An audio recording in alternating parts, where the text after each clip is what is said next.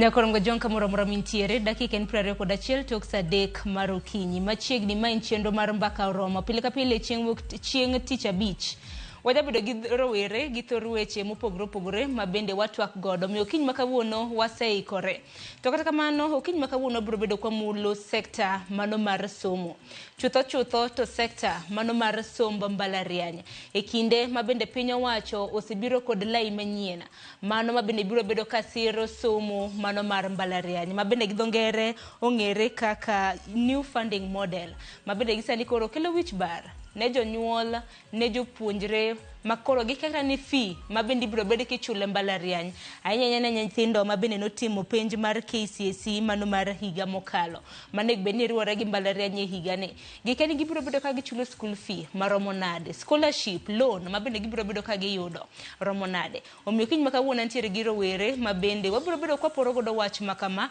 janyuol kamoro amora mintiere kintiere gi penjo moro amora bende wabiro bedo kwa somo to bende parni new funding model makama ma bende koro piny owacho biro godo kata bed ni osebedo kokelo chochni odiochieng' ma nyoro mano chieng' tarik 15 ema ne en odiochieng' mogik ma bende nyithindo na apply kata na ndikore ayanga ne lai manyien makama bende ni yudo thuolo mano mar ndikore nikech nyaka sani kaluwore kod nonro yangore ni kanyo ni jopuonjre maromo 74,237 nyaka sani pok ondikore mar mondo mi piny owacho ochwalnegi omenda makama kata kamano piny owacho bende nochiwo singo ne jonyuol ni chakre chieng' tarik 19 mano chieng' wuok tich mar juma mabiro jonyuol biro bedo ka ng'iewo ni school fee maromo nade ma bende gibiro bedo ka gichulo e mbalariany mopogore parni sani kos ka kos nitiere kod omenda mare ang'eni thor wach makama osebedo ka kelo chochni Nyakorom ga jwang' wabiro bedo kwa temo kar nyalo marwa mano mar leroni mar mondo mi ibed kod ng'eyo antiere kod rawere ka Nyakorom ga jwang' mantiere e mbalariany mopogore kuonde tiegruok mopogore ma bende obiro bedo kwa somo godo paro in bedo kwa chien yoronwa ote lai magote machuokare deka 600 mbui mago oganda mano moriwo Facebook, YouTube, Citizen Digital wantiere achiel kachiel achaka na gi bada mar kor ka chwich donge achako di Dickson mana ka pile dong ngene hifulore nyingi isomo kata isomo kanye hitimango gi gweng' miwuoke ero kamano ya jokanyana akwonga moso ni uchiew nade iluonga ni Dickson Owina Luoch ane japuonjre e mbalariany mar Mount Kenya University main campus Thika ai gwenge mag Uyoma machiegni ahinya pod isomo pod atiegra ok dakar nyiso ni tiegre e kos mane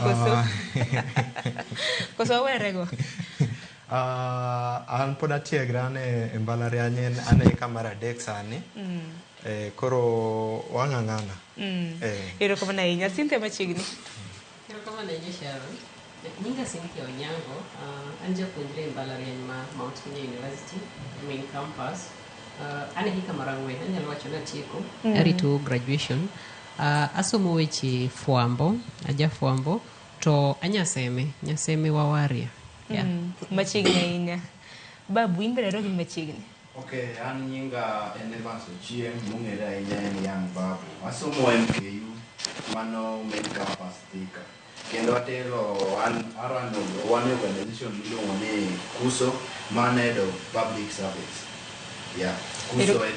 KUSO en Kenya University Student Organization motelo ne universities te mane Kenya erokamano ahinya kendo machiegni bada kor kacham Nyakorom ga jwang' bende ntiere gi rawere moko morisa chakodi mi okang' mari mokwongo mano mar bire TV mar Ramogi machiegni koro gi nyinga iluonga ni Morris Rogers Otieno aya Migori jasako asomo University of Nairobi to an jatend organization miluongo ni University of Nairobi Youth Forum ma ne president ane hika mar 4 arito graduation asomo Bachelor of Commerce Finance option erokamano ahinya kendo machiegni ahinya Ramogi TV Sizel machiegni kendo kang' machielo erokamano ahinya Sharon anyinga iluonga ni Sizel Ouma kakisewacho anyar Waondo Homa Bay County nyicha tiegora Multimedia University but kora nyalo wacho ni asetieko ambi arito graduation yes kendo amor tiegora kod loso kodu kawuono sorry Yes. Erokamano ahinya kendo machiegni. Evans, in be nyalo moso nyikwa Ramogi Jwang'. Ang'e ni koro wantiere gi Evans ariyo, koro odiochieng' ma kawuono koro naluongi ni Evans, koro amiyi Evans machielo cha babu, donge? Machiegni. Okay, amoso jokanyanam ni okweuru. Iluonga ni Evans Ouma. Evans Ouma somo e mbalariany maduong' mar University of Nairobi. Ane Puthia. Dalawa en Sai Konyango, mayudore Kasipul, Homabay County. Yeah. Erokamano kendo machiegni. Koro okinyi ma kawuono waloso kotenore kod Siro somb mbalariany. To un duto te kaka useloso wacho ni usetieko. Ang'e ni Cynthia gi Sizel un wacho ni usetieko. To un duto te pod udhi nyime gi sombu mag mbalariany. Mana kachako kodi Morris, nikech koro in ema kawuono ma yango mari mar biro Ramogi TV. Wach mar university funding model ni. In iwinjo yo machal nade kaka japuonjre monde? Yo ma winjego aparo ni oken yes, sirikal nyalo bedo ni gin kaka gipare onya bedo gimoro maber, but an kang'iye gi kor ka kora ok apar ko ober ahinya. Ma ni shida maduong' man go kode en wach ni nikech gi introduce wach moro ni bands, wan gi bands abich. Iwinjo ere kaka wadhi ng'e ni ng'ani nie band 1, ng'ani nie band 2 kata ng'ani nie band 3. To makiu kata japuonj mar primary school iyude band 3. Koro jomagi band 1 ni to en mar jomagi. Koro mane shida na maduong' ma antie go gi wach ni. Kaso criteria mare ma gibangi tiyo go e yiero gigi. Ma mar adek en ni kaka nyaka sani fee ni malo, to wayudo ni nitie jok ma kata nyaka sani owe oko poko apply, koro gin to gidhi timo na.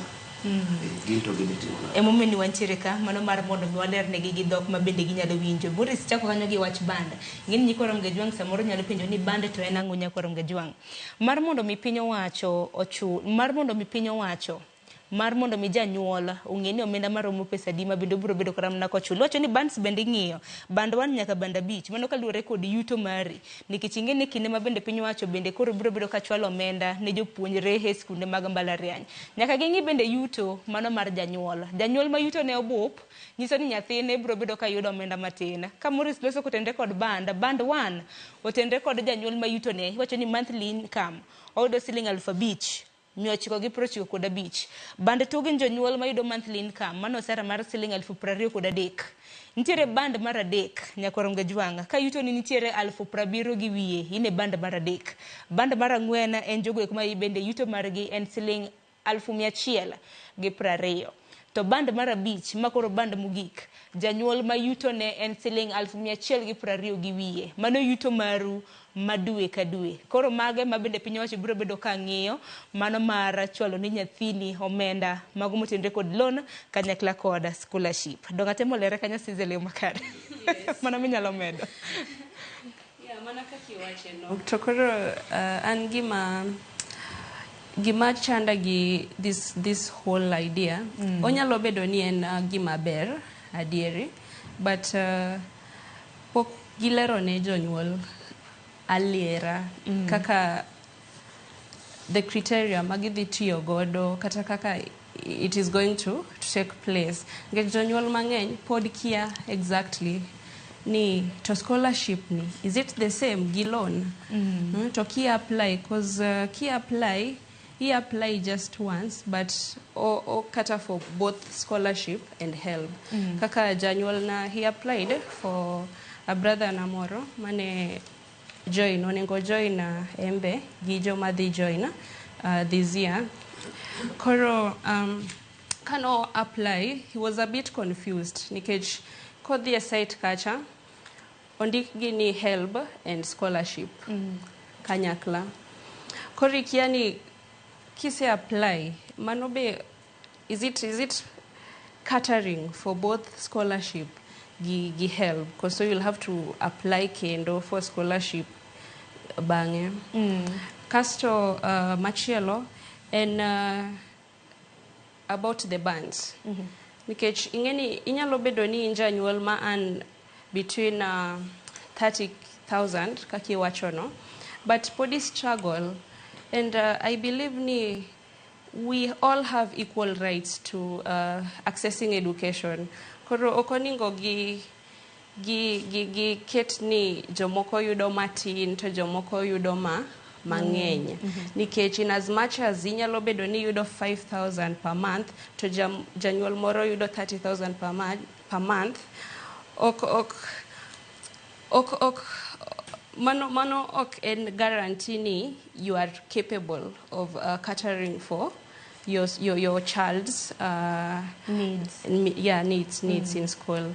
Koro anapani kapacha oningo gi mia nyithindo gi thuolo maromre, all of them, regardless of your parents' income. Yes. Akani babu ka hin podintiere wacho ni MKU kanyo. Akani in sani intiere hiki maradek kakani wacho. Bende Siro funding model manyiena ni. Ma bende sirikal koro osebirogo. Nikech motelo kaka ni yudo help. Gino mara ni isebedo ki yudo help. So kido lande ayanga. Okay, landa yanga nikech help tasebedo kayudo kanya tamra. Help asebedo kayudo. Funding mane gitiyogo chon no ber. Yeah. Wach new funding model ni okasire. Mokwongo nyicha wabedo gi meeting gi PS mar education Nyangala, nyicha wan Kenya School of Government kaka student leaders. Nyocha student leaders ogone koko kabisa. Ok kidwar wach mar new funding model. Mokwongo new funding model ni kane jatend piny wache nokotim ne gimiluongo ni public participation mondo kaw ideas kuom jonyuol kata nyithindo kata student leaders. Jatend piny oromaroma gi vice chancellors to odhi owache ni koro wada biro gi new funding model. Mano mokwongo. Mar ariyo, new funding model iwacho ni education en equalizer en gima keto ji kiwango achiel. Koro ka iseketo ni ng'ane omeo molo ng'at machielo, gini nitie gik moro ni extremely needy, vulnerable, less needy. Akia ni kaka ne nyamino osewacho ni criteria mitiyogo wakia criteria magitiyogo e yango. Gidhi tiyo gi gimoro mong'ere kaka MTI. MTI kata ka MTI no. Ng'ato ane explain ani MTI. Ang'en wadhi bedo kwatu wake wiye, but samoro gitiyo gi MTI no at a certain duration to janyuol no omedo meyo kata odok obedo odhier. Koro gibo timo nang'o. Wanoneno kaka jopuonjre nosewacho ni a new funding model ni okwadwa kendo kochopo dwe mar 9 wadhi nyisogi ni okwadware, wadhi occupy everywhere. Mane chenro muntiere go kaka kanjuka. Mane chenro warito mondo nyithindo wadala mondo giduogi mondo wachiw directions. Sinthe bende winj kara mana pachi kaka japuonjre bende Siro dwaro manyien kata mana lai manyien ma bende koro piny wacho biro godo mar Siro some mar mbalariany. En wach mosekelo chochni ne jopuonjre ne jonyuol nyaka sani. Kikora Sharon, gimoro amora manigi berne nigi rachne. To adira kaponi waketo equal ground mar block funding mane timre chon, ma we knew automatically in the moment me yudo C+, to you are guaranteed nintie support ma government dhi mondo idonje campus. To gima sani matiyo gi measuring testing unit ma idhi ng'ini wuok e background machal nade kama mondo mi support marom nade. Kikora gima neno mang'eyo ni kelo shida kama duong' en dhano koso ng'eyo ni gini en ang'o. There was a time ma even this block funding jinekia ni enang at some point ma people used to struggle nyo ngato wache ni koro okay ayudo C+ idi mia pesa idi mia marom nade neno kata mana gima new funding model mantiere ni it's not to me okaparno racha inya en gima ber gima duong ni jikia nango midhi timgo. Then problem number 2 okwa trust government. You see, let's say for example ni anawuok e family mama mwa ok an kata mana 5,000 en ngamo bit e dot tidwa konani okay maybe now ibudhi keta extremely needy which is okay, but then kise keta extremely needy to ntiere ngato ma family ne an 100 plus mine less needy, you see, or something of the sort. Idhi yudo ni an monego bed na yudo pesa mang'eny idhi mia pesa matin nikech in janyuol ni onge ng'ato sirikal idhi yudo pesa mang'eny still but you should not get it neno. Koro mano is actually the biggest problem. One, jikia ni gini enang'o gima government onego ng'e. Number 1, if you are rolling out something new ne ji ikelo new information especially matters money kanye kuma jachiend Kenya ka odakega weche pesa. Gimora mora ma usiana gi pesa they need to nyiso janyuol ni janyuol wakelo new funding model. New funding model ni number 1 en ni chon sani kapo ni nyathini oyudo C+ for example ok wadhi miye support machal gi mane wamiye ga chon. Sani apart from nyathini yudo C+, wadhi ng'iyo A, B, C. Mokwongo wadhi ng'iyo ni nyathini e region mane. This kaka wa support nyathi mowuok Nairobi is not the same way wadhi support nyathi mowuok Northeastern. That is because of wang'iyo ni Northeastern gin gi shida mang'eny yudo pesa ok yot. Then number 2 for example wadhi ng'iyo ni janyuol nyathini en janyuol matiyo koso kuti. Aya utiyo ne sirikal, it's easy mondo wang'e no wan pesa di ama kuti ne sirikal en ng'ama timo biashara na wuon. Biashara na wuon it is upon me as a person Kenya kaka wang'eyo mondo anyis government na yudo pesa manade. It could be ni every month profit 200,000 but I think the government na you only get 50. It means there itself there is an issue ineno. It is very important mondo government onyis jini new funding model what is it. Then again in that MTI still there's a third thing which is being considered my issue about scholarship to loan. Janyula maybe what's the difference between scholarship to loan? Ingene scholarship if I say en gimoro ma you are automated to government dhi say ni in the team for example medicine idhi chula 500,000 but from government side wadhi mi 70% mar mano. So out of 500,000 calculate 70% koro mane ma wadhi mi. Then loan help fall under loan ma pesa ma pro chulo mondo ang'eni from that adhi chulo loan machal nade. Koro to me personally ok en gimarach ka gin gik moko ariyo communication waonge adiera e wachni ok wang'eyo details mar gini ni ang'o gang'o madwarre. Then number 2 issues mag pesa e Kenya ka ok inyal trust ng'ato. I may be extremely vulnerable but pesa madhi yudo ok rom. Then university na bende area modake around ngamodak UN ngamodak MKU those people do not live on the same space. Ibiro ni kumanti maisha tek but UN maybe there's a way to survive. Koro gima is missing ka en nyiso jini ma en ang'o. Ang'o gang'o mwa bro timo to ang'o gang'o ma ubro timo to ubro time duration mage to bende unyalo trust wa gi pesa Yeah. Aparo ni wacha diere weche motendore kod tudruok kanyo. Dibed ni samoro piny owacho ng'e gima gidwaro kokadho migawo mochung' ne weche mag somo. To koro kaka gi relay kata mana kaka gi pass information ne jopiny gi jonyuol bende matek. Evans gi Dickson in bende une mudong' mar mon me wich pachu ka bende osire kata wuoyi. Achako di Evans. Okay, Sharon, an wachni okasire kata matin. Gima nyalo wacho Kenya ka osebedo ni ati ikelo policy amikelo gimoro itime ging'iyo ko rach ka githink gitime ka ging'iyo ni gini rach.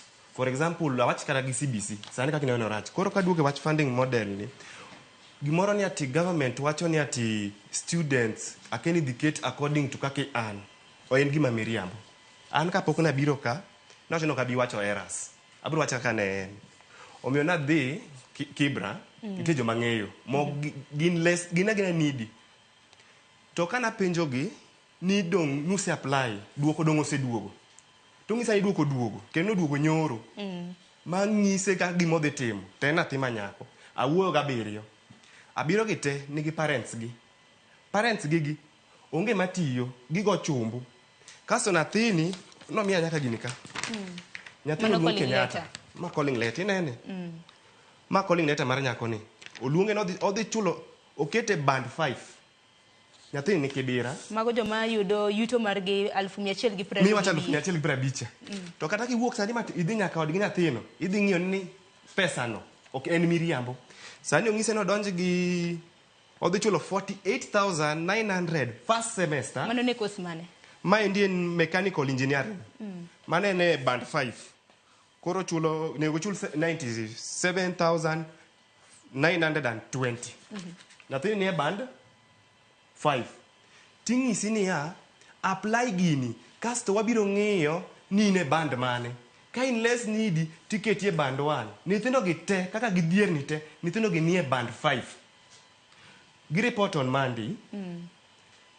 government wacho ni fee structure gidhi yoro odong dala joro Monday ndala reyo university Kenyatta University ma nyathini dhi report oseng'ise no digi 48,960 on Monday government ng'isi ni rit Monday no gior ni fee school koseoro ni gini magi seng'eyo ni ati government no chulo ni loan mar 78 scholarship mar 73,000 to gi tuition fee mar 73,000 be upkeep ni mano minyacha men 40,000 idongi 97,000 ngisa ni akati kao mana 40,000 na ticha cha mamin gi wuon gi wuotho uso pi sadi makato ochul 40,000 momiye mu chiem go teni dong pesa die pesa ni koro miyo government giro gima gitimo ni apani gibiro gi rush gi implement on a wrong country gini ok en gir Kenya omiyo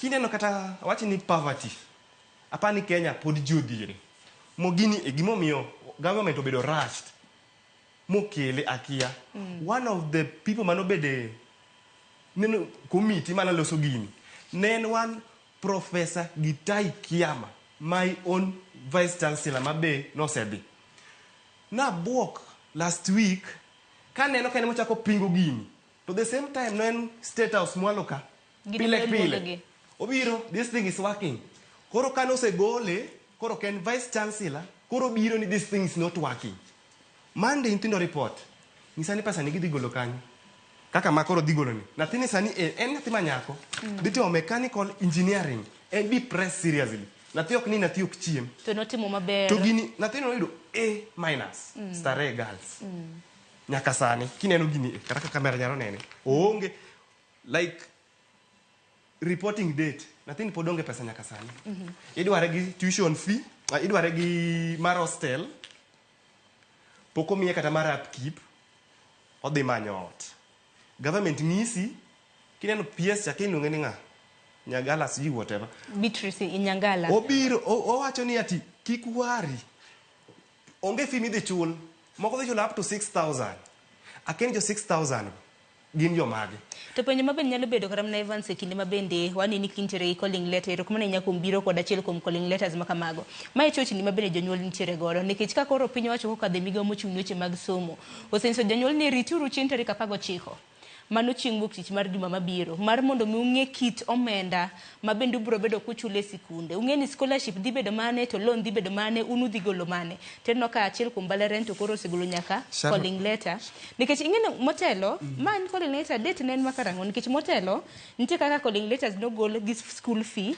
to wach ni school fee makamano kukuti godo kora keni calling letter nen makarango mano orne nyoro mano orne nyoro mano o download mane ma download e cyber gotieno na bigi Ramogi osekete band 5 nyisa ni government ni ing'e Kenya government nyalo wuoyo gin gi story gin gi English ng'e ni government masani ni gin ga lot of English to gi confuse ji ido ka giketo English mang'eny simple thing mane ok gidhi direct ng'isi giketo janyuol gi band 1 band 2 band 3 janyuol ok winji giko janyuol te ok odhi school janyuol ni straight ni ati nyathini dhi school odhi chulo kama first mokwongo gini ikele late ineno kane gitiyo gi gigi cho nigo nege ji arambe ka ji biro university kane gitiyo gi gimoro ailani to wach nikech ineno ka gini rokni nyaka nyore ng'ato pod ng'isi ni you can apply for what kendo nyore manen deadline that's anyway kochopo gini nego for example nintendo gino tieko penj last year no mark result noduogo mano jo mano tipo penj higa mara madhi join result noduogo last year sani ka gin gi rasha ma ji donjo ni ang'o miyo gi ket force moro makata ka by May everything osebedo set ing'e ni dhi chulo fees adi kata kigo arambe inyalo go arambe sani ng'ato dwa go arambe ma 97,000 kan mane penjo maduong' to karamna penjo machielo bende en wach motenore kod bands go nikech ibro yango nade ni nyathi nitiere karamna iket nyathi category mar band 1 band 5 nikech band 5 e joma yuto gi nitiere malo moloyo 1,120 kod wiye mano monthly income mar janyuol Dickson imena injer na pachi kotenore gi wach motenore kod university funding model okel mondo paralyze education system e Kenya ka. Gimonya kwa ng'e ni government omor, sirikal masane ni. Gimor ka wa thrive in ignorance gi poverty. Mane gimantie. Evidence ni kanyo waseneno. The first point man go en ma. The all funding model manyochi tiyogo cha ok ni 100% successful. In fact, in terms of help allocation, ma iwacho ni jopuonjre moko nitie motege loans mag help. It was less than 45% of the students who are benefiting from help. Ngatukana, I've been my third year. I have been applying help. I said help mana in one academic year. You know? To magi gik matibre, to jo assume kidhi ka PS jo help gi. inyo ka giwacho ni all the students you apply help bedo allocated, there's money kendo neno ka gigo bedo implemented, money bedo released. So the all funding model mar university and tertiary institutions is by itself an failure, and gimoko osebedo ka deliver. That's number one. The second thing en ma kirango bands go kako wach gino, aneno ka agiwacho ni some of the criteria maginyalo tiyo rango go mahitaji, the needs mag jogi. Number one, irango school misome, yeah? Ni koro ng'ato kodhi national school, ng'ato kodhi Maranda, to ng'ato dhi school, village school matin, ka moro tie gweng' no chienga, ni koro irango ni Maranda ni there's a probability ni en gi financial capability. Gima timre ni majority of the students madhi a national school from the village levels, the courtesy of charity organization. Mago gik manitie. To kirango charity organization, imi contract ni wan koromo igama kama wapuonji nyaka form 4, kotieko to koro wang'e ni government dhikawo part ineno. Kendo kwarango jogi, osiepana wacho ni nyako no Starehe Girls. Starehe Girls en school maduong'. You cannot use Starehe Girls by itself mondo ijudge ni koro nyako no ai familia marich. To mano be nyiso ni kara ka girango skunde madongo tieni nyithi jojiergi ok onego bed ni dhi skunde madongo. Mago be penj manyaka wapenjre apenja. Omiyo nade wacho ni funding model no odhi biro. Okay, warite. To gimada assure jogi ni they will not promote ignorance. Ok gibiro promote ignorance to aneno. You know? Chal ka gima koro sekete nikech ka koro rito chieng' wuok tich to nyithindo bende donjo mbalariany mopogore koro chal mana ka gima en gima nyaka koro ji osuma paro onge kaka utiyo. Sharon, to be sincere, there are a lot of people, university fee, the old funding model, depending on the course mitimo, start from around 18,000. 18,000 iyudo ka jomoko pod nigi shida mar school fee. Kendo gionge school. Kipenjo ng'ato ni ang'o mionge session, ng'ato ng'isi ni en gi shida mar school fee. Aneno ka jogo wacho ni kia ni gikelo support moro, asto jomoko tegea loans, help, NGCDF funds. To NGCDF funds muneno wachogi. Pesa bedo allocated last financial year, 58 billion was allocated. Ana wukra rieda. Yeah? And the sub-county Mawoke, we receive 182 million. You know, and data. 182 million. 182 million. Karango students manira rieda kachacha. Jomani mbalariany. Ni eke jomana yudo NGCDF funds. Yeah? Onge. Kendo kirango, kitimo statistics. Sani kata kuwuothe street Ramogi students ma UN kagi. Kwenu jadi mano apply gin. Turi. Jadi mano yude. Onge. Ineno. Koro gikruto gina gik mamite theory. Kendo kisomo gini kaka design ma jogi pangego e theory, ten gima nyalo convince madonjo ndi. Lakini kwa donjo groundwork, this thing is dead on arrival. Okay, gima biro ka mondo konjo Kenya. And our parents should just know, there is no way, for example, Bachelor of Education Act, nikesa ni iwacho ni program nigi charge mare based on the university mabe intiere. Yeah? Inano ka ng'ato matimo Bachelor of Education Arts or any art related course, ni fee, the program charge is more than 122,000. 122,000 to jowa in secondary school and 9,000 fee. To jogi ok nyal afford gino. Yeah? Kendo giwacho ni gin gi criteria gipangore maber. I saw okay, ane media. That guy called that PS. Mano mar higher education, mano Beatrice Nyangala. She was saying that need students this chulo only 3,000 as a fee. Nikichono wacho no omenda kata mna laima kama omenda ma nyithindo biro bedo ka chule mbalariany tin kopogre kaka ji osebedo ka wacho ni en omenda mamalo. Ere kaka omenda no bedo matin to joma moko pod onge e school. To space bedo related 3,000 diwo kanye michule no. These people jogi biro kai to anan gi pacha gi kwanda. Jogi do sell us into slavery. Sani mokwongo employment rate ni malo. My education ni watege nikech sami dhi school kacha wi yawre at least okori beri base makoro nyaki beda employed beda system, you can have an opportunity. To come and makoro gi paralyze. Matin gi promote two things at a go. We are not going to allow. They are promoting poverty, unemployment and ignorance. Inen. Koro magi gik maonge giwacho ni students mani in private universities, yeah, student man in private university or could a title getting a scholarship. Jomagi ma students get private university. Coops. Yeah? And I want to challenge you, Sharon. Kirango, most of the students in these private universities or in this university, matimo bachelors, degrees, these are majority of them in a very humble background. Yeah? And we can affirm. To Cynthia Guinea, Cynthia Chabini, a private university. Bernie went to get a private school, Magbalarani, Gimagpino, Jumbo Kuniso. Koro, you look at your Kupsgi, Emma already wakacha. A private university. In Magioroji, one a private university, young near private university. One or a private university, you coops, you know. The private university coops. Coops is a grisiri car. Yeah? Korokagi se wakucho to give bolo. Korogimatim renma.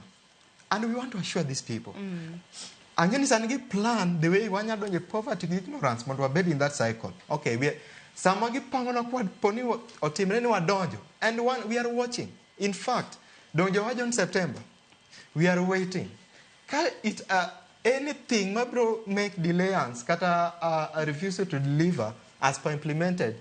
Kenogagi pange, then jogo be bro lose teach. Aya hikini mabedo wacho no bibedo ko donje mbalariany September bendo wangeni ng'anyo mago mag jopuonje mag mbalariany bende olimbo limbo mbele ka wasi manore ruok mar jopuonje mag mbalariany bende no selando ni chakre manos next semester jopuonje mag mbalariany biro bedo ka goma ng'eni duto te biro bedo kwa twake kapok waka yo matin nikech Cynthia in achiel kuom jogo kuma bende nitiere mbalariany mag ji giwegi nitiere wach mar humble background ma bende Dickson na wacho kae Coops ni bende maji dhi portal mar Coops ema application tetimore koro gine magineno ni Cynthia chatere mbalariany mar ji giwegi atere mar piny owacho inakene mano di wach nango placements makamano nikech mano be ywak maduong' sani nikech mbalariany mar ji giwegi bende kipimo kata gi mag piny owacho courses bende they tend to be expensive. Sharon, nitie gimoro matimre maduong' kapo ni ng'at moro motimo social science idwa temo interpret new funding modeling idhi neno gimoro ni social and economic profiling mantiere ingeni ngato ka profile ito temo ngiyo niya for example Sizel uwuok e family machal nade one family no gin Christians ongeni obro act in a particular way Sizel jonyuol ne an machal kama o act in a particular way koro automatically there's something they expect from you tingeni the moment me se wacho ni ani profile in a particular way it's like ngato believing ni because ni ilemo a religion machal kama in koro you can be easily target inyalo wach ni maybe inyalo bet al-Shabab inyalo bet jakuwa inyalo bet a particular thing you see to mai in one aspect otemo nyisi ni kata mana in koteri university moteri no there's a way ma automatically ngato nenie ni in ichal kama koro kata mana class kami beteni kata mana relationship e kindi gi joweteni ok ber Sharon anasomo rarieda East Asembo actually social profiling aparo ni anoinya and maisha na when I was growing up na bedo discriminated properly in fact not even kumana some social you see kaka when you are growing up get choncha jineke kata ni gini rach gini ber and stuff like that na bedo profiled in a way ma you could be discriminated kata kidwa somo kamoro tim nyaka ngato wacho ni wano kwadware kata winjo ngato pe apenjo it reached a point I remember in primary na penjo japuonj moro na ngomiyo kudwa na some school to nyisa point blank kwadwa ni some school because xyz ne ni nikech pesa iwuok e family machal nade and stuff like that school mana hero no discard mo nyisa no kinyal somoka I had to leave na dira rieda ka dira tiku school mondo mina yud secondary school Sharon na wuotho one okanyala afford school manolunga Nyakongo girls inuyoma oknanyala afford ochuna madhi school and school masome ochakre 2015 ma I am the third lot mar jomotimo KC school no atimo page 2021 adhi school maonge lab adhi school maonge classes adhi school maonge jopuonje adhi school maonge library yet I passed exams manonego bedna dhi school maber 300 and above because of social and economic profiling ineno kid adhi school ni ochakre actually ka school ne chakre to 16,000 money chulo nikech nen school ma just had the basics for you to survive because it was a bit school badaye ka attend the former president Uhuru kanodonjo to wacho ni schools especially like mane antiere no would pay for 9,000 ma was only lunch money do you know ni my parent podok ne nyachulo 9,000 you see until someone later came in momako badama now I finished school you see sani ane private university kendo KUPS keti private bas koro KUPS otinga te gimidhiero nago te oketa private institution ineno Mount Kenya University. Let me say something. Kanatimo application na apply MKU with one reason, and I wanted a change of environment at some point. Now winjo ni kama nanti ok nadwa bete nikech na say encounter a lot ineno. Koro I intentionally chose MKU kata kana ng'eyo no kadhi chulo, but gima no mi choose MKU because na trust ni government dhi chulo pesa no ineno.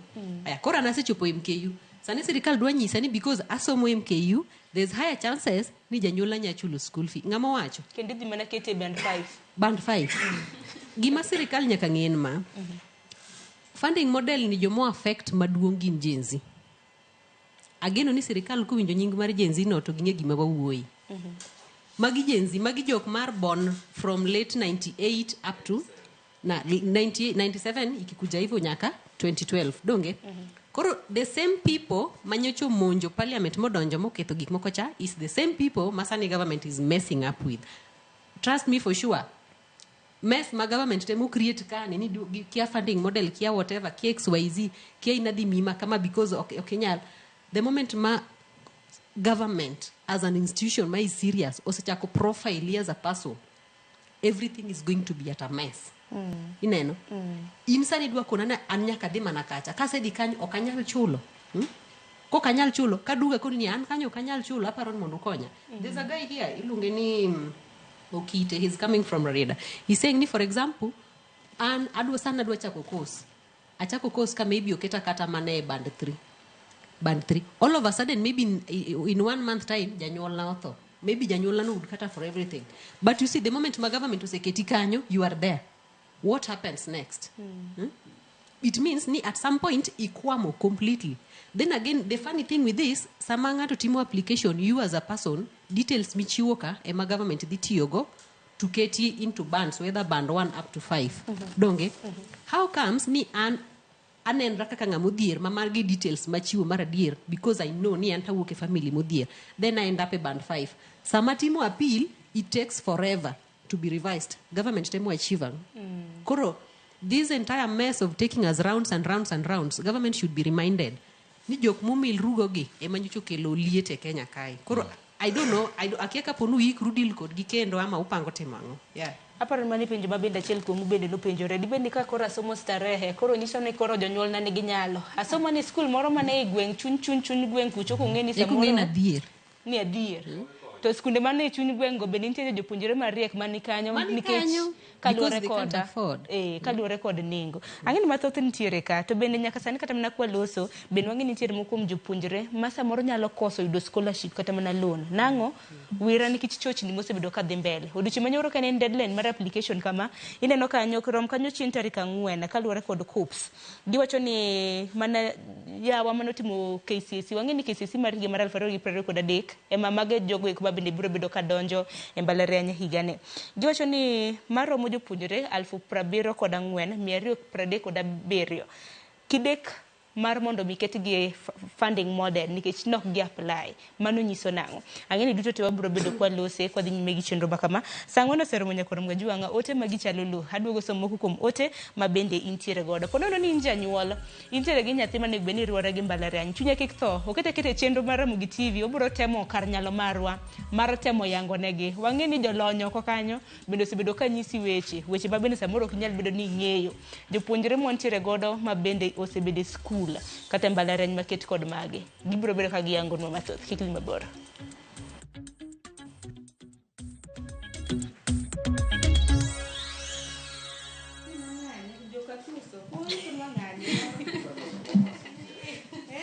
Jipange na View sasa imerudi kwa mbwembwe na vishindo. Jipange leo kwa nafasi ya kujishindia mamilioni ya pesa. Jipange ushinde na View sasa.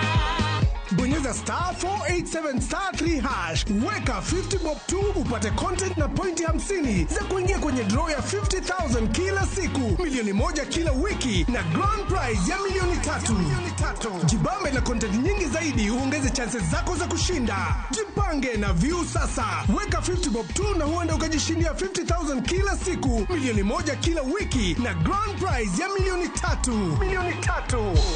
Na mamilioni, mamilioni. Sheria na masharti kutumika. Imeidhinishwa na BCLB namba 0000130. Escape to the beach and enjoy amazing discounts at the luxurious Ocean Beach Resort and Spa Malindi, courtesy of View Travel. Book with View Travel and enjoy 3 days at Ocean Beach Resort and Spa for only 43,000 Kenya shillings when you take the scenic SGR route, or opt for the flight option for only 52,000 Kenya shillings. Whichever you choose, prepare to be pampered. Visit viewtravel.com or call 0703-254-254 to book your dream beach vacation at Ocean Beach Resort now. View Travel. Dream, explore, discover.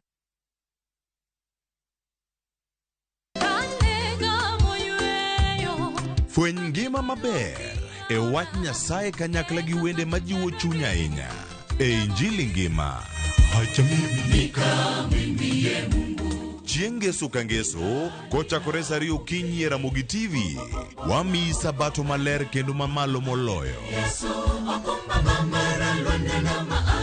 Kod wende mamoro chuny moa kuom jothum mihero, kendo gi jokwath mapacho ka. Nyasaye wuoyo kodi kendo wuoyo koda, ni kik iluor gimoro nikech an kodi. Sabato tutapumzika milele yote. E Injili ngima, Ngeso ka Ngeso, chakre saa 2 okinyi e Ramogi TV. Wazishikao amri za Mungu na ushuhuda wake.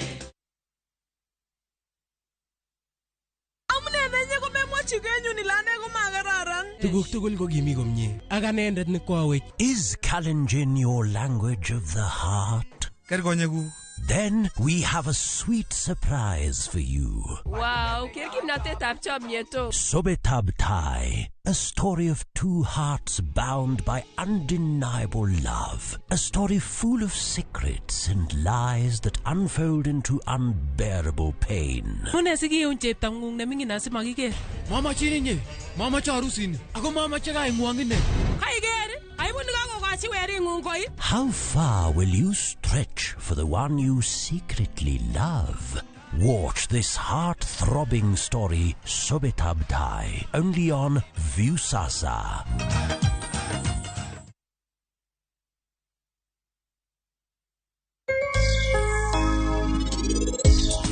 Ya wakati seko nya ukwado jeot, aket chai wa madhi. Chai manadi, charging mo charging. In Kenya kochwa you form the coalition to finish me politically, doge.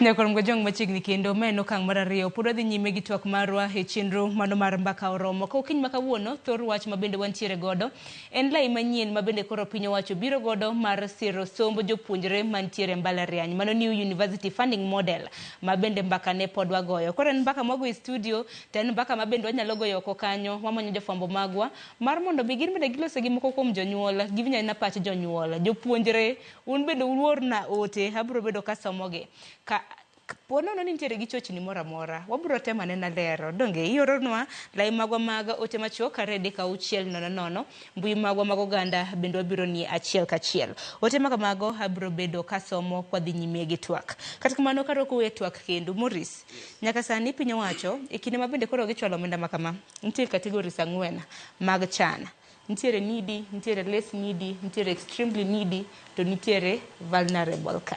To nyaka sani do nanyisi ni kaluwore kod KUPS, milome mabende nagigolo chien tarik 4 mano mar dwe mar 8.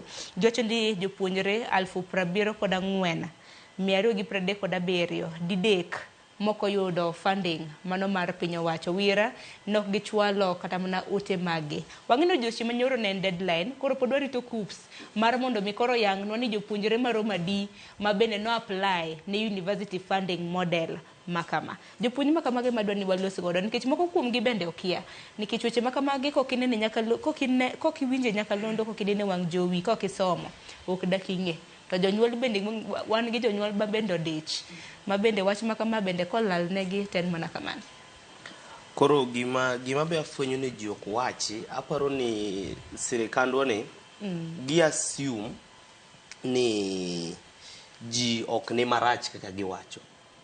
Iwinjo? Nikech ka in ng'ama ni ground, nikech the simple details, nitie details moko mathindo thindo ma ji ignore ka. Mokwongo sirikal paro ni ji te nigi smartphones, kada nyithindo gi te nigi smartphones. Iwinjo? Ang'o miya wacho kamae? Nikech mokwongo kidhi na a simple setup, a humble background, donge ng'ama oya from a humble background, maybe in gi parents ariyo, mama uonge smartphone, baba nigi smartphone, donge kitemo apply gini, awach kata ni nitie nyathi mani mbele ni. Iwinjo? For example, if my dad, I used to apply, kane apply gi sim babwa, donge mar kao help or anything. Ingeni sani ko wadwa matino temo apply with the same phone, ok di through nango en gima asetemo ni aimei mar simu no akere no se kaw or anything manyiso ni kila ngado nyaka bed gi smartphone no tim god application ok nyal timro nade mano ok nyal di through. For example, ana ya Migori County, Awendo Central Sakwa, ka wuok kanyo makata nyathi wuok kanyo modhi Huduma Center, iwinjo? Mano ing'eno tiyo gi fare. Iwinjo? Mano ing'eno tiyo gi fare. Ma ing'eni achiel from the achiel kuom challenges ma wan go ka. Odhi manyo cyber, nikech cyber ok. Odhi manyo cyber kata odhi manyo Huduma Center. Kech awinjo ka PS wacho ni Huduma Centers wan go, to king'iyo kata Migori wan gadi achiel. Wan gachiel ma en Migori town. Iwinjo? Mano sida ma wan go ka.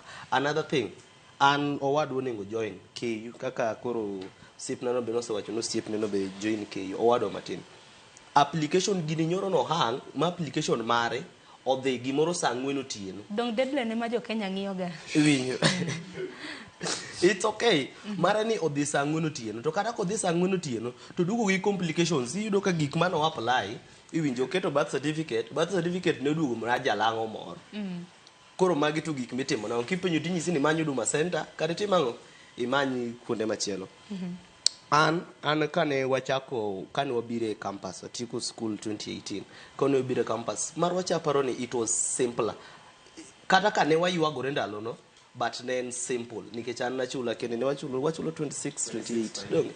Yeah, 26-28. Tiyudo ka maybe kao help kacha ikao gine. Sani gima timo sani ki apply gine ne manyien, fees manyien en gimoro 100,000 gi. Kos ka kos nigi nengo. Yeah, en gimoro 100,000 gi wiye. 100,000 gi wiye ni wan gi 74,000 students magir gini ok odhi through. Donge wan gin gidhi timo nang'o? Erumiyo gi scholarship makiu koluonge e private university. Odhi timo nang'o? Bende gini ya samoro bende seyo bende wanyalo kata mna bende nwaseyore wan wawegi, nikech ngeni deadline na nitiere ma en deadline manochor nyime makoro norumo odiochieng' manyoro ni. Temeneno ka most people poko apply. Gima timore niya, gini wakia kaka itime. Kidwa loso gik makama e Kenya kama ji ng'eny, 155 million people, iwinjo. What you should do as a government, kata as a people, kata leaders, ikwongo ikelo gimiluongo ni civic education. Ikelo gini e gwengewa, tinyiso ji ni wadwa timo kama, to wadwa timo kama, to wadwa timo kama. Gimara ariyo, public participation. Onge tiende, the other day, dong winjo ka osiepna ni wacho ni ne gin case ji Kenya School of Government. Ma public participation mikelo post. Public participation nengo bed free. Gini koka wadwa timo kama, to wadwa timo kama. To public participation mipenjo ji ni challenges mage ma ungo after usekelo gini. Udwa timo nango, inyiso janyuol ni rit fee kiko chul, udhi chulo fee wadhi miu. Iwinjo? Kaka koro gima osiepna ni otang'o. Wadhi miu, school ji dhi mandi, imiye gino kawuono, gino wacho ni nyathino lukete band 5, to gin nyathi ma ok nyal. 50,000 janyuol dhi iro kanyo, timiye notice mar days ariyo kata dek. Ing'eni ndalo cha kata fee ne tin, to nong'eny no to ninya kata bedo gi 1 month kata 2 months malunga rangi. Sani kwani dwa chako gocho ne ng'ani osebiro an gi ndalo ariyo. To jomisho dwe bende samoro pok oyudo kata omenda, osara pok odonjo. Wach mogik mondo osiepena gi bo, wach mogik manyaka achaka wache. Ineno gini, giman sida maduong' man go gini en the criteria. Iwinjo? Kiwacho ni janyuol ma an 5,000. Wachak gimano. Iwacho ni janyuol ma an 5,995. Umiyo 95%.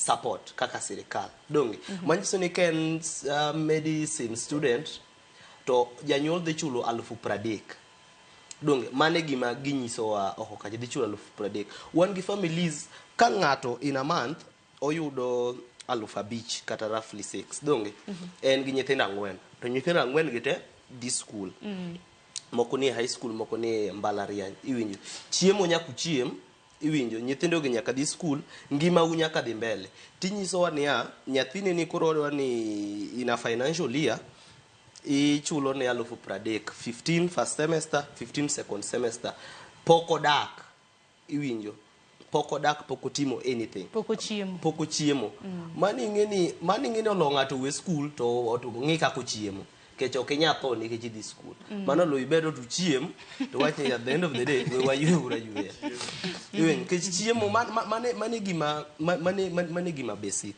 winjo koro ana feel ni ka gini iketo to ningo ket ni jonyuol gini chula te kiko wach ni yo mani e private usipna ni wacho kama ber ni temo miyo wa history kako se biro iwinjo kaso koro ni koro konya yudo scholarship iwinjo onyalo mana yudo loan jogi temo nyiso wang at the end of the day kwano be kigoyo tidhi yudo ni loan makitieko period no te ng'ami wacho ni ng'at monego yud pesa mang'eny mi support 95% loan ma obro chulo en close to $1 million around 900 and something thousand itieko school loan ni onego chul gimoro amora ko this thing okonego ti but mgala muwe na haki mpe kata ka odhi bedo kamano kech kamano te kaka odhi bedo at least wapuonj jonyuol gi nyithindwa kaka gini dhi bedo iwinjo taparo ni puonj makamano bende Evans Karamda kapok koso nitiere midwa medo kapok awacho mada wacho aparo jamadwa mede go ni kar puonj giniendi apani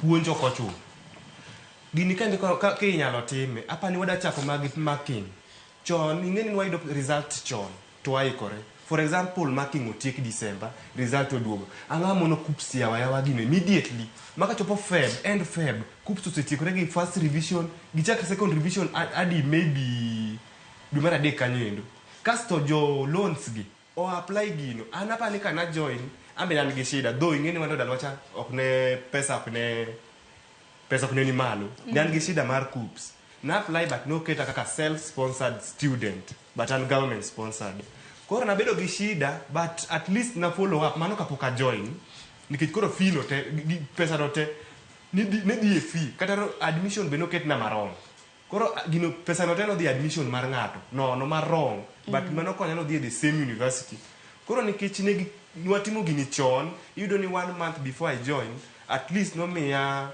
follow up ma fee no odok na kapoka join a join kan sawa but masani ni ineno ni join Monday application no rumo nyoro gotieno ngisa ni nyoro gotieno ni idwa ng'iye ni ene band mane to odwa nyiga odwa join nyiga masa moro bende en gi eras mana kaka Morris na wacho kaka wacho ni mar mkaleno ngisa ni ng'ani dwa join o apply nyoro eras koka duogo account na marong en ng'eno nego join on Monday to ng'ato ngisi ni ndhi school ibiro ema ka gik chieng penj cha to school koro ngudi he said for 4 months koro shida koka nitie school koka ngudi kinyalo timo penj mano gima to omenda tise chulo omenda to ichulo to pok itieko ichule government bingisi dhi chule to in gi shida but school government ngisi ni you just go and learn ing'eni ng'ani wacho ni ati jo last year nodonjo jo last year ng'eni kono chulo fee government you ka chancellor siwa vice chancellor siwa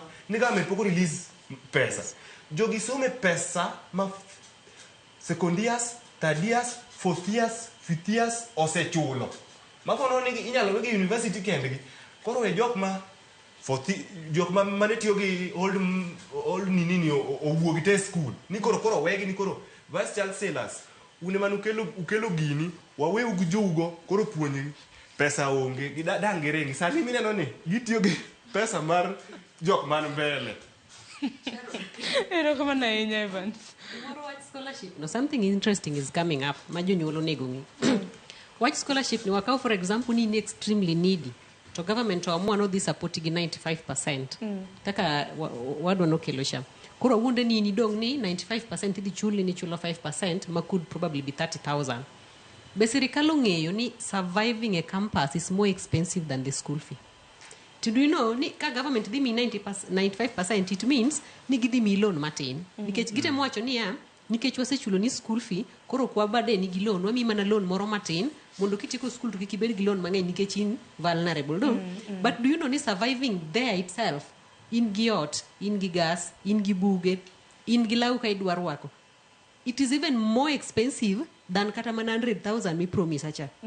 So this entire cycle wamiyu pesa mang'eny kiango, gini onge kama dhiye.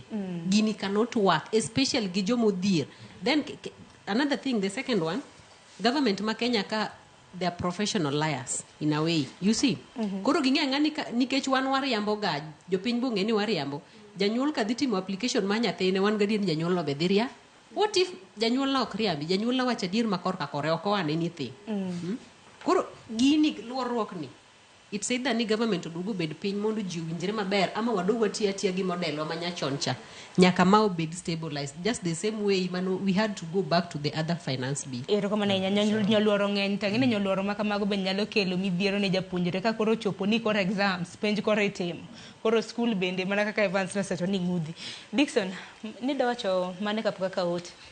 Gima timre ni gini en wide, en more wide. Nikech irango jogo wacho ni program mar koro course mitimo, course program, kako chule ni mae pesa midhi tigo kichulo be lecturers. Kani bunge mano. Koro this thing ena gimoro ma it is not going to work nikech our parents by themselves gi struggle mondo gichulwa kata matin ma koro wan go mwachulo sanini. Koro ka pesa ni amede sirikal kendo koro chani dwa kawo responsibility to giketo ne jonyuol ni kendo un makoro finance lecturers. To mane mo wacho ni gini Kenya ka wan mang'eny inen kara government mineno wawuoyo wiye gini gi ji ariyo adek moko ema their claim nikech koro maybe giyudo privilege mar presenting wa koro kuma gintieno. So model ni they proposed it and they are thinking ni gin powerful enough ma gidhi implement it. But we want to tell them that we are the Gen Zs, you know, and we chako bago ng'anyo kendo kaka jombalariany koso gimwadwaro, we want free education. Ang'o migolo all model cha ang'o mi ging'udho oko all model kedi parni mane ng'anyo madino chak chon nikech sani to koro chal ka gima koro diko deko dong onge gima deko. There's not, we are not late. Better late than never. No, we know that model we want the old model mondo bi nikech to be sincere sani kata kirango economy ma Kenya ka kaka dhi nitie gimiluongo ni recession and inflation in economics.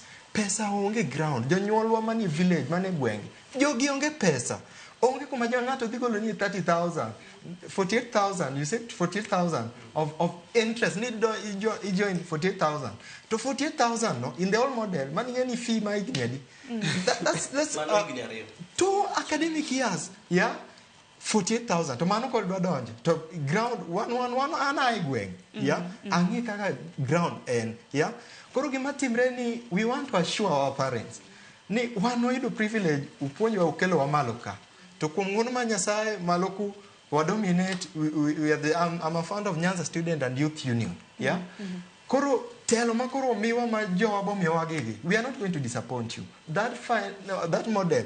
We are going to do everything within our capabilities. Tasa wacho ni jogi, they are going to go home with us. Kagi wacho ni gigidwa kimiwa ignorance, then whatever they. Ero kama na inya wana somo mko kumote mabende jopinyo sebedo ka oro mko kumote makamago bende gin jonyuol oro haneno ka jopuonjre bende oro bag ne nitiere. Engineer Lazaro Kanyamboki wacho ni government dikelo division maduong e major learning institutions called their new funding model, Machalma the profile students according to their economic backgrounds. Gloria Gift, actually the new funding model is okay te categories mopogore. Ma ok nyala hinya to inyalo chil kata 6,000 per year. Inyalo chulo kata 6,000 per year to in gi nyalo, to inyalo chulo fite kata kaka serikal nyalo bugo ni matin. Aparo ni en bedo siro paro mar Beatrice Nyangala mabende no wacho kotende gi mano. Sylvans Okite iwacho ni ipingo new funding model. Koro ka sani atima application ka baba wanitiere gi payroll mar 100,000 then unfortunately he dies. Kora brought him onango. Aparo ni mano penjo maber ahinya manego bedni walose. I'm in Egerton and I'm expected, I'm in Egerton and I expected this semester to pay 30,000. But in portal, what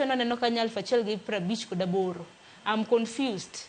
Kata anyalo endelea kusanyalo drop. Magi kore bag ni mantiere kanyo. Jana moro wacho ni erokamano jata chenro. Hakoyo ni penyi na jombalariany gi. Ni to giparo nade. E seche ma itiyo gi bands gi. To kadiponi jonyuol te ondiko ni gionge income. Yani income not applicable. To be gidhi bedo gi bands gi adier. Asomo tema chielo mapiyo piyo. To bende wacho ni penjina ni en adiera ni skunde moko okoyienegi application mar help. They're not eligible for help. Nikech be ok gikel admission number to help dwaro that number. Asomo temo gik nikech ginyalo bedo mang'eny mar mondo mi hamira were mantiere godo thuolo mar duoko. Lesila Dhiambo wacho ni apenjo ka bende sirikal nyalo medo ndalo mar application nikech one first years most of us koro koyudo ID. Kagi nyalo medo ndalo kata riyo to nyalo konyowa. Haya, mago weche motende kod deadline e kin mamoko. Waso Shadrack Mogik. Waso Mogik. Wacho ni jana ilikuwa siku ngumu kwetu, portal ilikuwa inasumbua sana, but kufika saa 10 asubuhi leo nilisaidiwa. Sasa bado sijui kama imeenda successful. Kosonango. Ingene deadline rumoga saa uchiel marutieno. Kana chini nchini tarika paga beach Shadrack. Koro in marine kete mane lamo. Sizel. Ote minyalo duoko mag moko kuom jopuonjre gi jonyuol debed magi. Ingene gini is so frustrating to wate. Nikech the fact that podwakia katani the government dikelo dongne giwacho ni gidhikelo nwa the structure, a new structure. Koro podwakia kama hii ma Evans okelo bedonal. Koro it is so confusing and it's depressing. Ana okayegi model ni kendo I feel ni they are intentionally doing this. Kendo they are trying to paralyze our education system. So it is so sad that our forefathers fought for our freedom. They fought and made policies. They enabled us to get free, free education. Kendo the old model, in as much as wawachoni it was not 100% successful.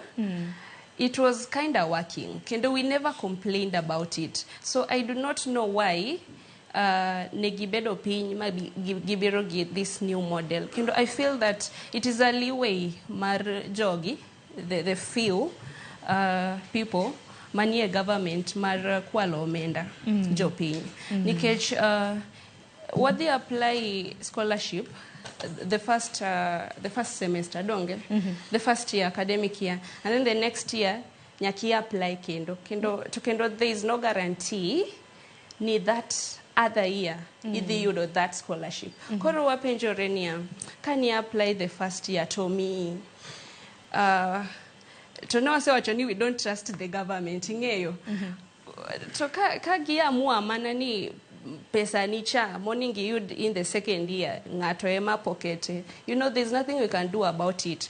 Koro trust onge egini to kendo it is so opaque, so it is depressing. Niche jomoko ma ose give up. I know a lot of people ma ose give up kendo giwacho ni it's better acha nifanye biashara. Because now if education is becoming so expensive, then what's the use? Expensive kada manengo ni malo intiere mbalariany higini ang'wen kisetieko be imanyo tich. And the cost of living is so expensive. We are really getting frustrated to ma en gima government onengo ngi. That is why one kaka Gen Zs ne one street nyocha kai because of this things, and I feel like they are doing it intentionally. So government, we are watching you. Kendo okwadhi nindo mana kaka jowete na osewacho. We will go back to the street kendo wadhi ng'anyo. Wadua wako ng'anyo maduong. Because we will not accept. Erokamano ahinya. Bende nitiere penjo mopogore opogore ma bende oganda nopenjo kapok waka oyweyo babu madi duok en mane nikech nitiere jal mana penjo ni sani kotimo application e mbui mar KUPS kacha oketo banda wuon gi yudo yuto mar 100,000 and above. Ang'o mabiro timore ka janyuol ni otho nikech en application mane isetimo manyiso ni application kosetim mokwongo ok nyis ni biro kitimo application whatever the circumstance mobed donge e kind mamoko ma bende nyalo duoko. Okay, ero kamano Sharon. We akong achak gi ng'at moro mana neno ka support new funding model. Maga pani jok mo ingeni government nigi ji kumora mora. Maga pani jok mo chul mago bloggers mo chul mor ne gi pesa mondo nyisgi ni kawuono nitie student leaders moko mantiere Ramogi. Dhiuru attack gi nyisgi ni gino gi maber. Kasto kadhiye mar nyathi mane wacho ni baba gi ka chamo 100,000 ma binge ni ka baba gi chamo 100,000 kotho obo bedo na to no se kede kata mne band no se kede kata band mar ang'wen mago are the some of the confusions momiyo kwadwar new funding model momiyo kwadwa gini wakia government ok dwa explain wagigo into details gine gibira to giwacho niya gini en gima ber ni wasetimo ing'eya jatend pinywa gini en gima ber ni waseketo vice chancellor upiny giwacho ni gima ber to gima nong'e ni vice chancellor ka nodhi kanyo gine gidhi mondo migi handout mondo giwach ni gini gima ber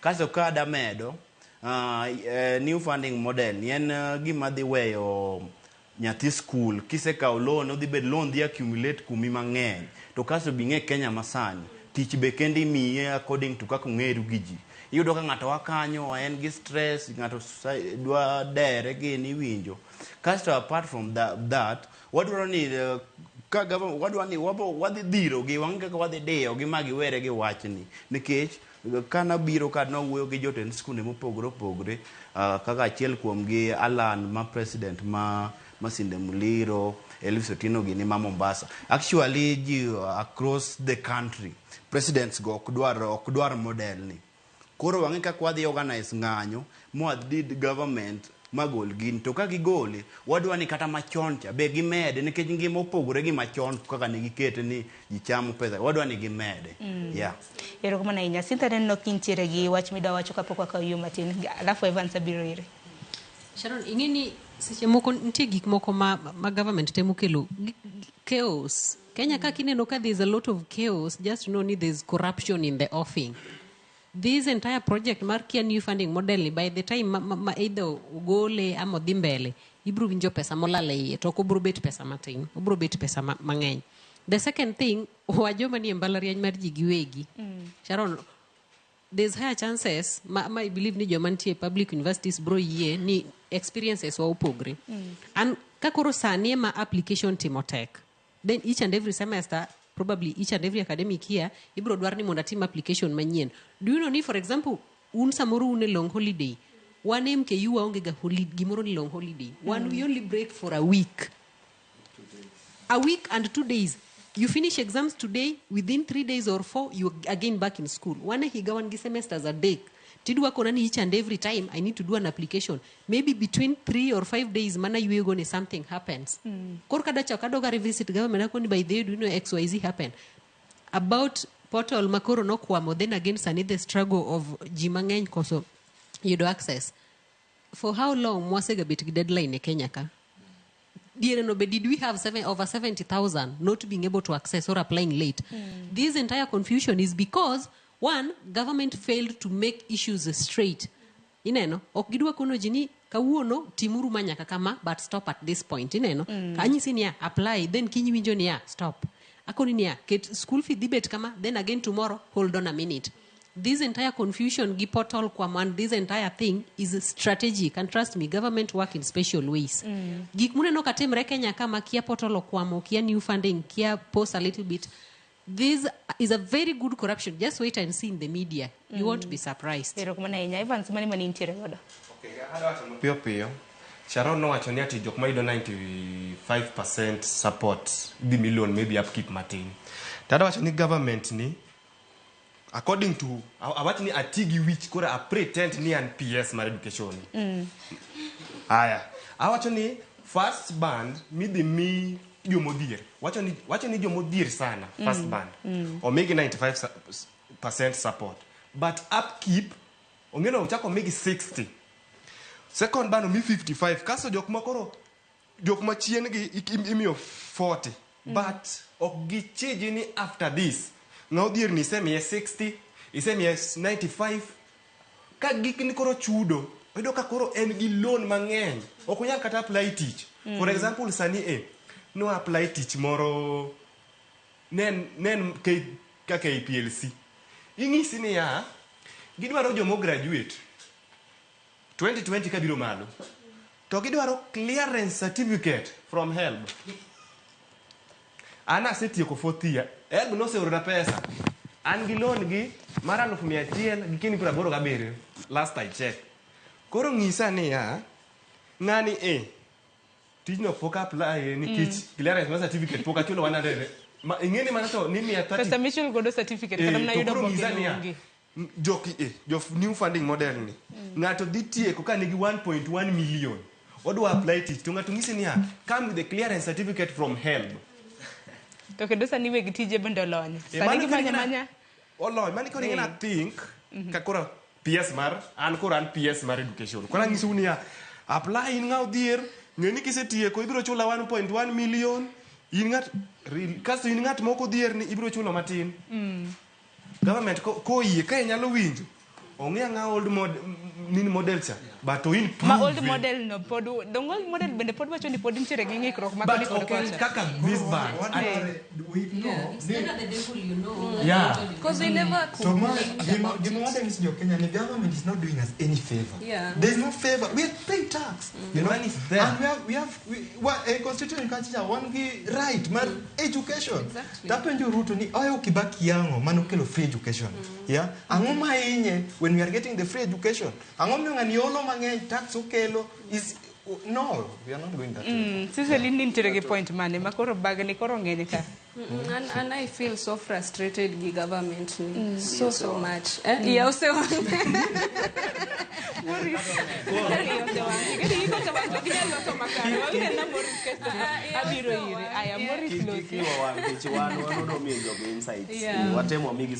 Exactly, yeah.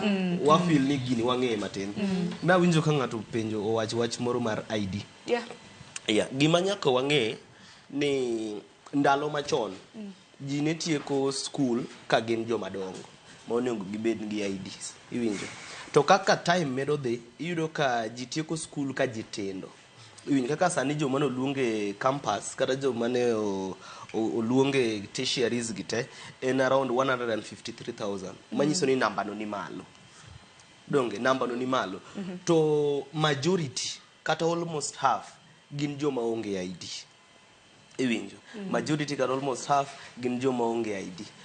To system mokel masani ne iyudo ka ID it's supposed to be a requirement. Ko ken requirement to be substituted gi index number. Giwacho ni birth certificate an index don't ni index yeah. To watch index ni en gi complications mang'eny ma if I have an ID ama if my younger brother had an ID iwinjo to en gimo nyalo dhi kacha to apply it takes at least maybe a day or two because of hanging and everything. But the moment ma en gi index number miwacho ni iwinjo iyudo kibedo flagged automatically. Iwinjo and get a lot of complications. Kibedo flagged, our parents or our younger brothers don't know what to do. Ero kamana inya wawile na bende baba ngini penjo mathoth pod medo chwalore. Penjo buntiere godo go bende ma Uganda bende ntiere godo oko kacha. Babu ni ntiere gimane yang? Okay, an gima natemo wacho nadwa ni mabe government ong'eyo. Adwa ni ging'e ni majority jite almost jite ntie the bottom of the pyramid. Almost mana ji matene machamo salary ma 6 figures ma ekono. Almost jite kaso ji gine after that ka ji osetieko school onge kunde ma ji dhiye ji are idling everywhere. Streets ka ong'eny gi jok ma dwa kata no thok nya kata afford kata tol ma gidere. Yeah. Koro wang'e language ma government ni winjo, gimbe ging'e language ma giwinjo. En mana ndara. Erokamano ahinya. Wakaw moko kuom mote bende mantiere nikech koro wadong' gi matin e dakika 20 mondo watiek twak ma kama nikech jopuonjre mathoth nitiere kod ote mopogore opogore. Kata kamano ne japuonjre kapo nono ni nitiere gi calling letter mana kaka mana Evans Disoa ranyisi. Anda jiwi mana mar mondo midhi e sikul. Donge ang'e jik ma kamano be nyaka wajiwge nikech chal tek jajol ko sing samoro onge fi ang'e winjruok be nyalo keto gi mbalariany ma bende oluonge kiki kos mano mar dhi admission is very important aparo ni mano ni kare aya so mane moko komote ma bende nitiere kanyo kinyalo ketna kata na adek motelo wacho ni Sharon Ma Johnson aneno chenro yo makare to apenjo ni adhi ng'eyo nang'o ni ane band mane aya Evans sidhi bedo kilero negi nikech aneno ka calling letter mintiere godo nitiere gi band kanyo aparo ni band jokup sema iketo ni chuth kaluwore kod gik me apply bando biro ne calling letter mar school. En bando biro ne calling letter mar school. Biro ne calling letter mar school. School ne mabiro oro nini ine band mane gi fima koro ne gichul. Koro school ma biro nini nitiere band mane. Kalure gik mane kete portal mano mar KUPS kacha. Don kamano ni kare. Aya sema ne ote machielo kendo. Ote machielo nitiere kamar janeno marwa. Iwacho ni apenyo ni sani pod ng'ato nyalo timo application through KUPS. Yo KUPS bende ok ndika mano. Kata kamano deadline to no serumo. Deadline no rubodo chieng' manyoro. Koro pod warita nena kapo nono ni gibiro bedo ka gichore nyime kendo nikech moko en okang' mokwongo ma koro giketo deadline ma kamano. Asomo tema chielo kendo Yano Koth iwacho ni mor gi mbaka mokelo to koro sani idwaro mar mondo miachul siling 73,000 to poka clear e high school and I'm supposed to join on 19th. Iwacho ni wuoro. En pod entiere gi deni. Kata entiere gi gowi pod e school manosome. Tingeni kata na clearance mar high school bokijal timo kapok iteko school fee. To ma pok join kata na mbalariany to pod entiere gi fee moro mongo to wang'e kanyo pod riti. ID be pok apply. En wach ID be 300 nyaka chul. Aya. Asomo tema chielo Clinton iwacho ni Ramogi TV thanks ni Clinton for the show to update us. Kwa siwacho nangu. Nauliza kama hii fee tumetumiwa kutoka shule inaweza lipwa nusu wakati wa admission ama ni lazima unalipa yote. Hebu atueleze hao majenzi. Hero jenzi mwenye gode studio bedo kaliro ni. Ina na magigin moko kwa mote mabede koro donjo. Nikech ng'ato neno ni mafite. Osebiro ro calling letter kaka mari no sebiro tangre janyuol na to yuto ne rom kama wiya kuot kata mna dhi miyo janyuol fee kaka mna chiemo mwacham e shida wacham kata mna chiemo achiel to school fee ro anadwa kata mna timo nursing ada kata mna timo jafwambo kaka koro sane to fee tero koro sekretara ge gana koro kata neno ne kikater kata mna gin na janyuol na beda advice kene mane maduchiu ne janyuol makamano even sin mana hiloso aparo ni mochulo mopenjo mogik mar fee no aparo ni school kidonje school gitiyo gi semester kaka ma ong'ise ni semester 1 48,000 koro samoro no ng'ise no chul kata 75,000 to school ding'ise ni mane go donjgo donjo to ginyalo donjo but at least kapok semester rumo sama koro gidhi timo penj mar semester cha nego yude kose clear fee mane ng'ise ni janyuol nego chul cha ken 48,000 semester no nego yude kose clear 48,000 eko nyalo register for exams kendo ka semester mar ariyo be biro ochako clear mano dong cheko nyalo register for exam mano end academic year. Erokamano ahinya. Cynthia kar chulo school fee kanyo mbalariany gi policy ne mar chulo school fee. Taparo ni bende ber mondo wakete ler ng'eny joma ni high school ng'eny gi kiaga ni semester en ang'o. Semester chalo mana kaka term ni joma ni dala. Tiyudo ka for example wan kuma wasome iyudo ka the moment muyepo o imi break mar 1 week. Sami yepo no ibiro gi 50% mar school fee ni. Let's say for example ni an onego bena chulo 200,000. Ka yepo it means no nego bena biro gi 100,000 chieng' ma yepe no juma no. You see? Then ikonini after 2 weeks made 30,000. And you ka ng'eny private universities okinyal timo penj kata ka pok ichulo 1 bob. Koro it means ni each and every time school ka school nigi policy ka kichulo school fee gibro communicate gibro kono ni period ni chakre ka nyaka kai ibro chulo makama kodhi wuok ka nyaka kai ibro chulo makama then by the time itimo penj yudo ka isechopo percentage makama nitiere kata campuses minyalo timo penj kapok itiko chulo school fee I think is it KU or somewhere magi yeni chulo school fee but okiboyudo result or certificate kapok itieko mano is unlike private institution one nyaka chul to the last coin, to the last cent. Ekidhi mbele. Ne jonyuol kod nyithindo, gini kik buogu ahinya. Ngima, an ajakonoga ji ni onge gima yot e ngima ka. Trust me for sure, onge. Bet mangima no itself, it's not easy. Chiemo ok yot, somo ok yot, tich ok yot, onge gima yot. But kata bed mana nigi tek manade to nyaka survive. Thing is, janyuol moro amora ma funding model ni obwogo. Arrangements manyaka tim ni kapo ni nyathini omi thuolo mar donje campus. Keto chaki. Lwenje modong gi Gen Z bro gorego ka nyathini dhi mbele gi somo. Koro kapo ni nyathini oluongi, chaki, make a step, pesa ma in go matin no med go arambe, tim gimi nyalo timo kaka janyuol mondo nyathi ochaki. Koro sama government dwa temo revise gini kata manyo option to nikech it's not going to be kaka entiere ni. Lokruoge moko to nyaka bede. To mondo lokruoge go bede wan manyaka wa fight wa joma wuok. Koro janyuol ochaka chaka. Ageni babi daloso Dixon bedane no kitingo lweti kanyo. Kata kamano waso moko kuom wote kendo nikech sa dhi ka ng'adowa mar mondo mi wakonjo nyuol gi jopuonjre mathoth modiwo e udi sani. Nitiere ote kanyo mowuor gi Mamushi. Wacho ni an Mamushi kuyie to konywa uru. New funding model ok wadwar. Konywa uru. Wan gigi ok winjre nwa kaka jonyuol. Sirikal olose yo moro. Magi nyalo timango. Wacho ni magi nyalo timonwa godo puonj moro. Mondo wang'e pesa ma nyithindo gi chulo per semester. Nikech nyithindo gi moko be ok wachnwa diera. Kaka jonyuol wan confused. Donense ni samoro kata mana calling letters moko bende. In kisetero calling letter janyuol penyi ni da chulo in ne mwenyewe ukiwinji. Aya, asomo tema chielo kanyo mar janeno marwa. Iwacho ni to second years be scholarship dhi biro nwa. Aya, ng'ani second year ka. Samoro bodwoko. Asomo chielo Ramogi TV, how I wish that I could be in the talk to express my sorrow. Iwacho ni I haven't completed applying the funding. I just got my iwacho ni ID card mari okanido nyoro. Dad is dead, mom is aged, no one is there to support me. It simply defines me and my higher education are done. Waguni mos makende. Angeni maneno achiel kuom joneno magwa maneno wa mabende midhiero makamano mako. Jano moro machielo wacho ni I'm placed at Masinde to pursue diploma in civil engineering, not able to apply for help. What should I do?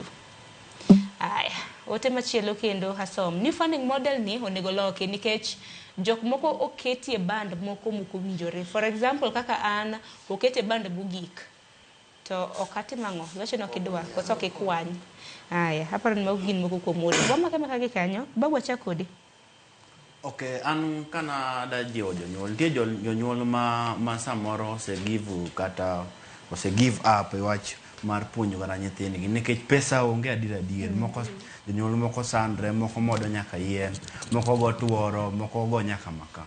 An gima da jiwo gi ni wach school ema nyagolo nyathini dala kanyo matere kumoro, ema nyagole e slum, Kibera kata Madari mobed kata ng'ato.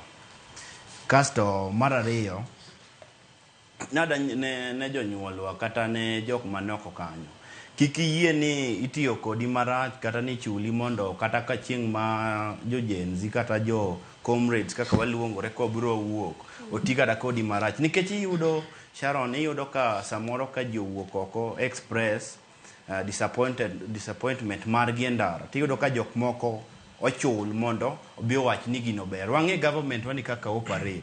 Ka giseneno kwa seduogo mwagolo press and so on, nwada dhi e streets, gibro chulo jok moko mondo bi part mar slum kata kumora mora mondo bi onyiswa ni wawe government oti. Ibo neno ka gichulo jok moko luongore jo rasta moko ibo winjo ko wuok ni one business community one Nairobi ka kikubiye ng'anyo kik wayudo e ndara. Mano kendo wakwa jok ma inyatigo kamano.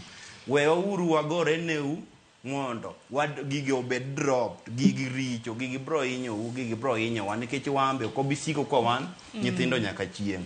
At a time obo bedo gi family. Ing'eni kwa sewe gigi odhi to kata wambe gibro hinyo wa kumoro. Ero kama na inya hangini mathoth mabende wanyalo bedo ni watu wakie nikech sa dhi ka ng'adowa adar mar mondo maka ote mogik. Wach mabende intiere godo ma samoro di herlero ni nyakwara mgejuan kotendre kod wach mar new funding model ni ma ithuolo bende jip ne jopuonjore weche umantiere oko kacha ne jonyuol mabende neno kiny makawuono adar mar mondo mi ujioge. Aparo ne wakao dakika achiel gi nus kila ng'ato. Evans achakodi.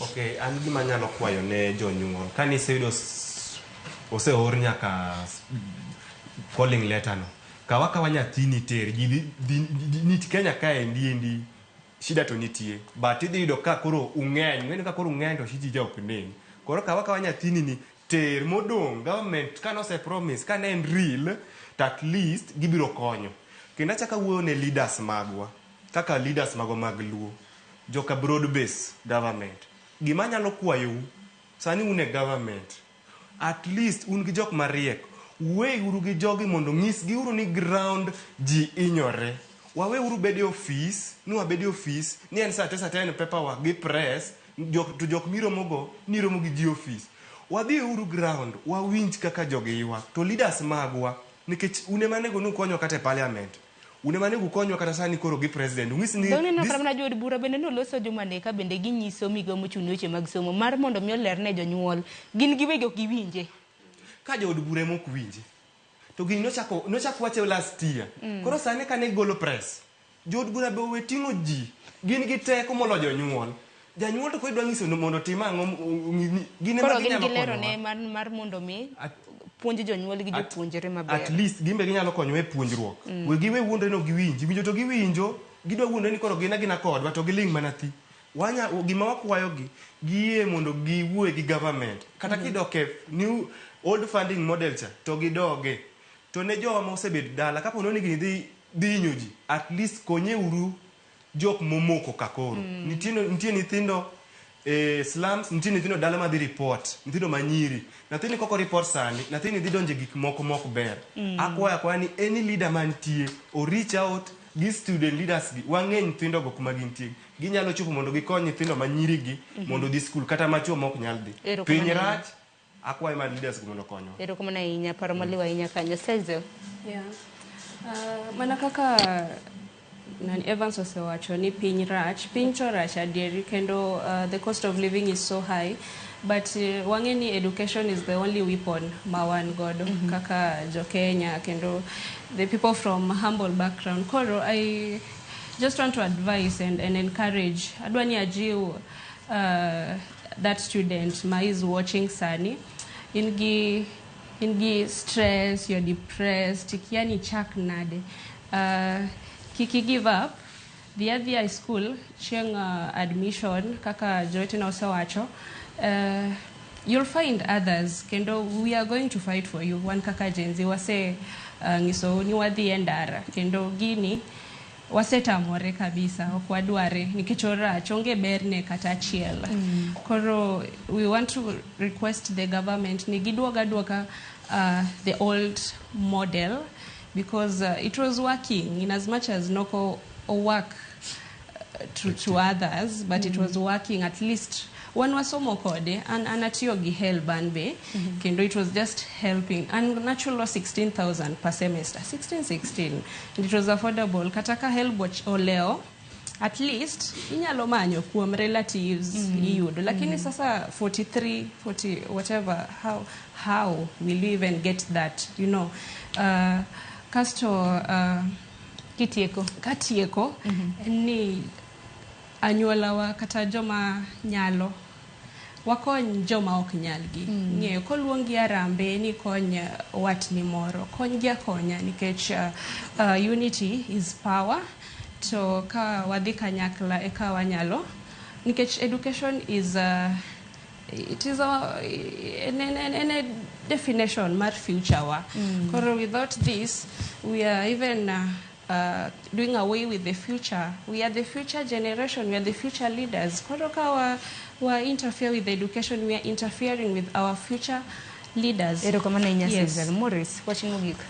Watching Mugik Kenya funding model ni NTA. Donge one kodeka. To kata kaka usipe na giose wacho ni idhi goye kata idhi goye lwenj mager. To kata mano kapoko timore.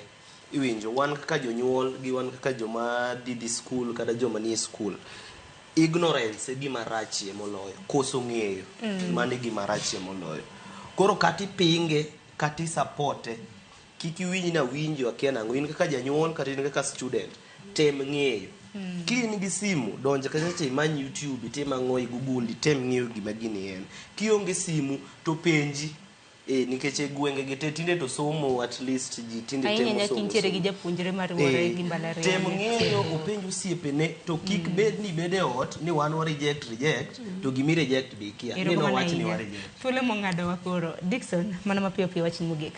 Gima nitie ma nyaka wach adier. Jip to semegi kaka onego bed gi hopes. Chako no to wang'e ni tek nikech adier gineno sani chako mondo mi donjo university. Fee michulono en mar the whole year. 48,000 nusne 24,000 to academic years. Mano gik manitie. To wabunge ba winjo ko wach no kon. To wabunge un monego konyo uto emo kwalo CDF. Koro ing'eni koro kata kaka Dede mbele, tulo bika ngadowa. Yeah, they're I think she can just continue. Ero kama na inga Dickson. Cynthia. Shiro nanwe awuo gi nyithindo ma onge jonyuol, nyithindo ma jonyuol gi tuo, nyithindo ma ikia ni chak kanye, onge ng'ata manyalo mako badi. Ajakono ga jini anaero ga chiwo example gi sigana na nawuon. Seche moko ajawacho ga ni an ka ok Nyasaye to gi bedo ni natamra ni an gima dwaro nyaka yudi di kora onge kama ntiere ni. Seche moko engima gima mi thuolo mar bedo ng'at midwaro en thagruok, en midhiero, that challenge. Sani maybe onge pesa, yor chudo ma manyien ni be okiwinji, ng'ama dwa mako badi be onge. Aparo ni kaponi pesa onge completely, kikimiri pressure. Onge ngima ka you can take a break. Kok you understand gimora amora, onge tiende idhi e school to kidhi kuro to idhi medri pressure, I end up ni ka ongi mani wuon. Kaponi ok you understand, there's always a second time. Kenya ka bende thuolo nitiere ga, kok yudo thuolo santi yudo thuolo next time. Inyalo take a break, you understand everything, then badai you ask for help. Kikibed maluor kwayo kony. Kwa kony makati kwa emane street, kati kwa emane offices, kati kwa emana kanyi. Pero kama na ina, as long as you don't give up. Yes, adaka matin, ada nyiso jonyuol niya. Kikuluor, kila ntino go wachaka. Wabo neno mana kuma wabogike. Ya oda tema, gikeli akela, gichaka moloyo. Mani loso kaka japuonjre ko si loso kaka aloso kaka vice chancellor ni kelu reke na awe kaka yani ate aji wo isikisa ni gitere ge mbalariany aji wo kelu gi reke na koro ikelu aji wo ga jonyuol kila uru nyithindo go wachaka uru aji wo kamano kasto be ada chaka duoko ne ero kama nitie leaders wa moko mosebedo ka chung kodwa kaka mheshimiwa gin Babu Owino gin osebedo ka chung kodwa duoko de katieko kada jatieko gi quote moro niya the most potent weapon in the hands of the oppressor is the mind of the oppressed. Kizungu kubwa sana. Hero kama na inya hagono hero kama na inya uloso maleo uloso makare kendo jip magu odoku gulo e yit oganda mabende na neno kiny makawuon ke jonyuol gi jopuonjre mabende asebedo ka neno ka oro ote gacho ni koro at least gin kumoro mabende koro giwinje wagunero mana ahinya thuolo mong'ado wa ng'eni topic makama en topic mo nyalo lose nyaka machatonga kinde machielo koyudore abro pendo kachaka gilu kendo mar mondo mi watwage kok manya korom gajuanga dakika mong'ado wa dakika en 50 koda 4 tok sa 4 mar okinyi gikanyo ben makilo wa giko mano mar cheno mar mbako romo okinyi makawuono kata kamano jipo semi an gima danyis janyuol kata mana ng'at manena kintiere gi kata mana omenda matin minyalo jolo godo ng'ato mar mondo mi ochwal sombe obede mbalariany kude tiegruok mopogore ma ikinde nikech ineno ka calling letter sani koka donjo modeko moko kachano yudo gi kata mana chieng' wuok tich kin mamoko koro kin gi omenda wajola nikech wacho ni education is the equalizer kata mana kiwuok familia mochana ini mabende inyalo somo ma itinga odumalo koko mano ubed gudu chieng' makare odira makare waraduru chieng' wuok tich mar juma mabiro nyinga Sharon Ng'ao.